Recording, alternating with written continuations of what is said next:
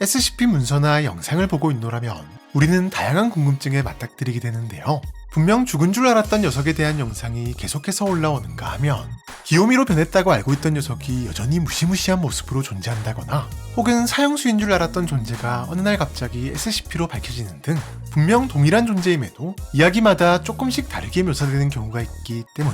그래서 준비했습니다. 오늘은 SCP Q&A 3탄, 많은 분들이 헷갈릴 수 있는 세계관 설정인 카논은 없다에 대해서 살짝 짚고 넘어가 보도록 하죠. 여러분이 알고 있는 땅콩이의 현재 상태는 무엇인가요? 여전히 열심히 목을 꺾고 다니는 땅콩이의 모습을 떠올리는 분들도 계실 테고, 한 요원에 의해 산산조각 나버려 무력화된 상태의 땅콩이를 떠올리는 분들도, 또는 갑자기 복제 능력까지 생겨버려 지구를 멸망시키기 직전의 땅콩이를 떠올리는 분들도 계실 텐데요. 자, 그럼 과연 이 중에서 어떤 게 진짜 현재 땅콩이의 모습일까요? 결론부터 말하자면 세 개 모두 땅콩이의 현재 모습이 맞습니다. 이게 무슨 말인고 하니, 기본적으로 SCP-재단의 모든 콘텐츠는 카논은 없다라는 전제를 두고 있는데, 여기서 카논은 없다란 절대적인 공식 설정이 없다라는 의미, 그리고 이는 다시 말해 하나의 객체에게 다양한 설정을 적용시킬 수 있다는 것을 의미하는데요.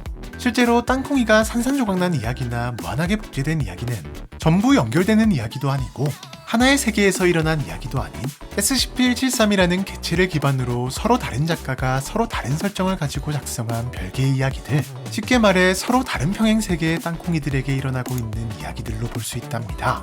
네, 분명 죽었던 땅콩이가 다시 살아나서 분신술까지 쓴다라고 연결해서 생각하면 이거 설정 충돌 아냐? 라는 생각이 들지만, 땅콩이가 산산조각난 것은 해당 세계에서의 설정일 뿐 다른 평행세계에서는 멀쩡히 살아서 격리되고 있으며, 또 다른 평행세계에서는 분신술로 엄청나게 불어난 땅콩이들도 존재한다는 것, 그리고 이 모든 설정은 카논은 없다에 의해 어떤 설정이 맞다 틀렸다 혹은 있다 없다가 아닌 모두 땅콩이가 가진 설정으로 인정받을 수 있다는 것인데요.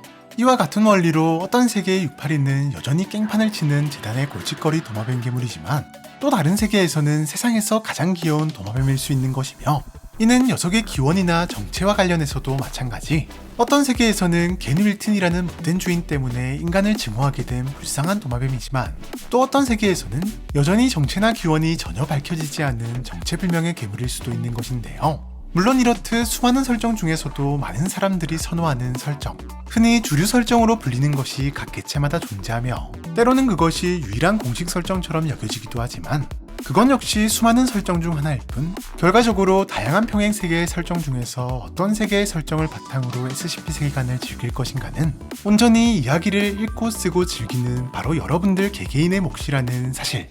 가령 D계급은 사형수라는 주류 설정을 바탕으로 D계급이 갈려나가는 실험 내용을 본 사람은 그래도 사람인데라며 약간의 치근함을 느낄 수도 있지만, 똑같은 내용을 D계급은 SCP라는 SCP-2959의 설정을 바탕으로 본 사람은 어차피 사람도 아닌데 조금 더 다양하고 가감한 실험을 해보면 어땠을까라며 아쉬움을 느낄 수도 있는 것인데요. 네, 똑같은 내용에 대해 서로 다른 생각을 했지만 애초에 D계급에 대한 절대적인 설정은 없다 보니 어느 한쪽의 생각이 틀렸다고 말할 수는 없는 것이랍니다.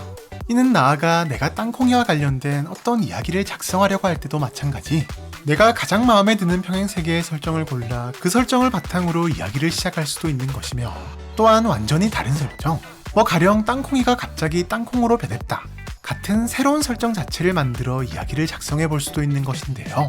물론 내가 작성한 이야기가 재단 사이트에 공식적으로 등재되고 유지되기 위해선 사람들의 공감을 받아야 하는 일련의 과정을 거쳐야 하긴 하지만, 매력적인 이야기로 공감을 받을 수만 있다면 내 손으로 직접 땅콩이에게 새로운 특성을 부여하고 또 누군가가 그것을 바탕으로 새로운 이야기를 써내려가는 것을 보는 재미난 경험을 할 수 있는 것이랍니다. 네, 이렇듯 카논은 없다라는 전제 덕분에 보다 자유롭게 다양한 관점에서 작품을 즐기고 또 작품을 만들어 볼 수 있는 것이라고 하네요.